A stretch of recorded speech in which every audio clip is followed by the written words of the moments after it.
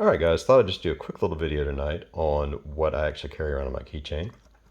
So we're going to start off with this fairly unique item here. This is actually the Tec Accessories Centipede. And what this is simply just a titanium bar that's graduated into 2mm segments. And every 5 of those you have a deeper indentation that's of course 1 centimeter. So what this does is it gives you 8 centimeters worth of actually measuring capability. You can use it linearly, or actually where it's really handy is with depth. They also make one that's very similar called the inchworm, that's obviously done in inches rather than in centimeters. I actually find the centimeter one to be a little more useful, even if I'm measuring in inches or in centimeters. Moving on, we also have over here a small bolt action pin by Flytanium here. So this actually, I keep on a little S-spinner here, take off, and it actually works quite well, holds up very well. I keep it in my pocket with all sorts of other stuff, as you see here. And the only downside to it is it has a relatively proprietary refill. However, they seem to last a good long time. I tend to keep this around because I frequently forget a pin. However, thankfully, I very rarely forget my keys. So moving on, of course, you got to have a light source here. And what I use in this situation, and I've been using for a couple of years, is the Nightcore Tip 2.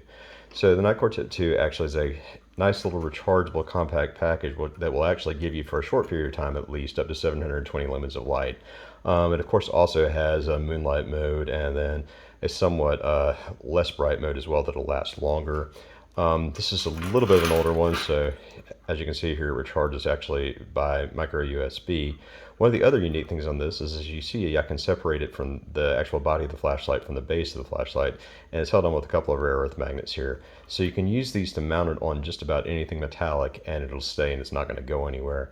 It also, again, has a very positive click back into its base, and it's not going to go anywhere.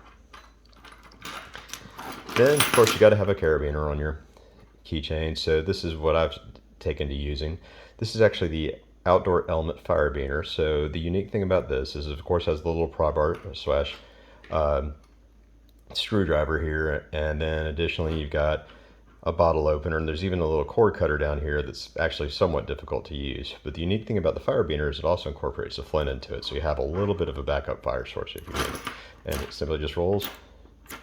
Got a nice little spark. So this next little piece here is actually, I think, one of the best kept secrets in EDC. So how often do you need tweezers? And the answer to that, at least if you're me, is frequently. So this is a pair of tweezers called Uncle Bill's Silver Grippers. They're inexpensive. They actually approximate incredibly well. They're very easily flamed if you need to sterilize them. If you lose them, easy to replace, and they clip in rather positively to your keychain without snagging on anything. And in doing that, it also protects the tip. So if you do happen to drop your keychain or something like that, you're not going to screw up your tweezers. I will also say that this is the first pair I've had of these, and I think I've had them for about 6 years now without any deformation to the tips or anything else, and I frankly have abused them. So this last item here is actually one of my more recent additions, but actually one of the more useful. This is called the Interchange 601 Swiss Army Knives of Cables. That said, this is actually available from multiple vendors and with multiple names on it, so I'm not sure that's unique.